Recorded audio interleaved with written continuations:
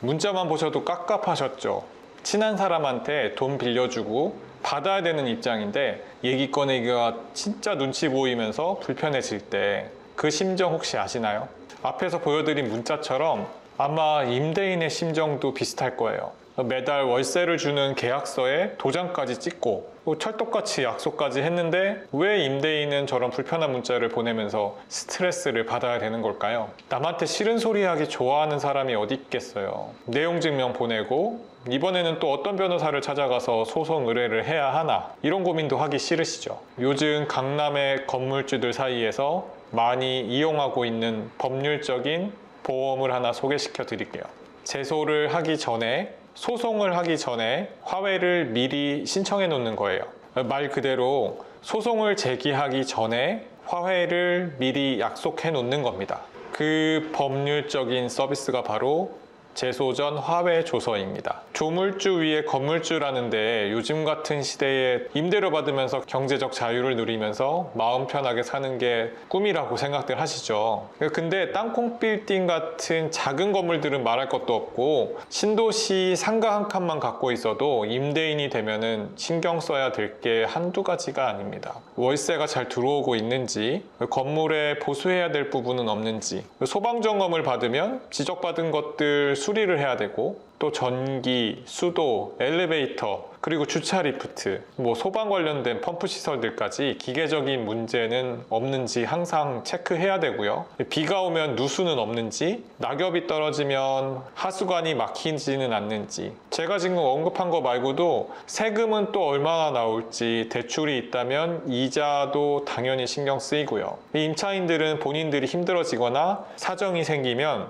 임대료 납부해야 될 의무를 사실 제일 뒷전으로 생각하고 임대인의 사정은 고려하지 않죠. 만약에 금전적인 여유가 있는 임대인이라고 할지라도 내가 받아야 될 정당한 대가에 대해서 침해를 받게 되거나 심지어 보증금만 믿고 있다가 자칫 어물쩡하는 사이에 명도소송 비용에 명도하는 기간 동안 당연히 받았어야 될 임대료까지 못 받게 돼서 보는 손해까지 생각한다면 속썩 있는 임차인 때문에 발생하는 피해는 정말 어마어마하게 됩니다. 명도소송을 처음부터 끝까지 경험을 해보신 분들은 아시겠지만 월세에 10달에서 12달 정도의 보증금만으로는 정말 만약의 상황을 대비하기에는 빠듯한 금액입니다. 그래서 한번 호되게 겪고 나면은 보증금을 15개월에서 20개월까지 늘려서 받으시려고들 하더라고요. 근데 그렇게 되면 다른 주변의 상가들하고도 형평성이 안 맞으니까 그럼 내 거만 왜 이렇게 비싸냐고 이제 그러면서 임대가 또 안 나가죠.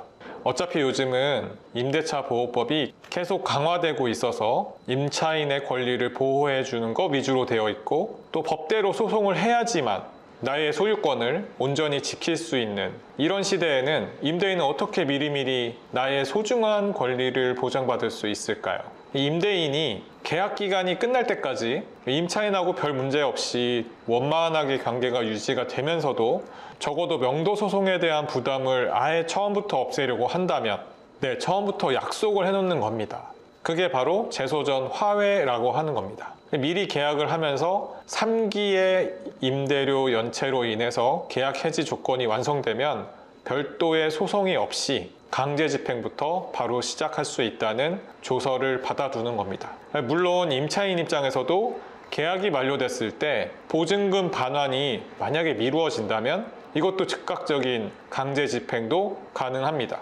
그래서 임대인뿐만 아니라 임차인도 만약의 경우에 대비하는 좋은 보험이 되는 겁니다. 임대료 미납에 대응하는 조언들을 영상으로 보다 보면은 대부분은 변호사분들이 명도소송이나 점유 이전 금지 가처분, 또 명도 단행 가처분 등을 통해서 해결하는 방법을 주로 설명하시는 거나 아니면 임대인을 대신해서 조금은 강압적인 방법으로 해결하는 거를 보여주시는 분들도 계시더라고요. 이런 방법들은 일이 터진 후에 해결하기 위해서 사용하는 최후의 방법들입니다. 계약 해지를 통보해도 막무가내로 버티는 임차인하고 씨름하다 보면은 결국 마지막에는 지저분하게 고생하면서 소송으로 마무리하다가 소송 비용에 원상복구 비용 그리고 임대를 못해서 생기는 손해비용까지 눈덩이처럼 불어날 수 있어요. 제 가까운 주변에서도 한두 번 당한 일들이 아닙니다. 제가 말씀드리는 제소 전 화해 조서를 미리 받아두는 거는 보험하고 똑같은 거예요. 서로 법 앞에서 약속을 해두면 오히려 서로에 대해서 약속을 잘 지켜야 한다는 생각이 더 커지는 것 같아요. 사정이 어쩌고 저쩌고 부탁하고 큰 소리 내고 할 게 없으니까요. 이제 비용은 각자 부담하는 것을 원칙으로 하는 게 좋은 것 같습니다. 임대인도 임차인도 이제 그렇게 법원까지 와서 판사 앞에서 화해의 의사를 밝혀야 하거든요. 임차인은 별도의 비용이 들어가는 것을 부담스러워해서 작성을 거부할 수도 있습니다.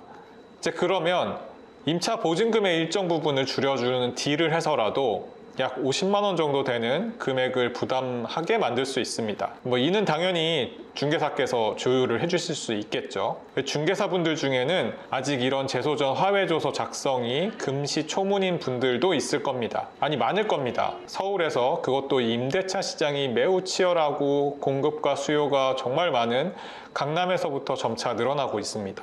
꼭 일이 터지고 시간과 돈과 내 정신건강 모두 헤쳐가면서 고생하지 마시고 미리미리 보험같이 제소전 화해조서를 많이들 활용하시기 바랍니다. 이제 오늘은 부동산 계약의 새로운 트렌드 중 하나인 제소전 화해조서에 대해서 알아봤습니다. 다음 시간에는 진짜 임대료를 3번 이상 연체한 임차인을 어떻게 대처해야 하는지에 대해서 알아보는 시간을 갖도록 하겠습니다. 끝까지 시청해 주셔서 감사드리고요. 도움이 되셨다면 구독과 좋아요 부탁드리겠습니다.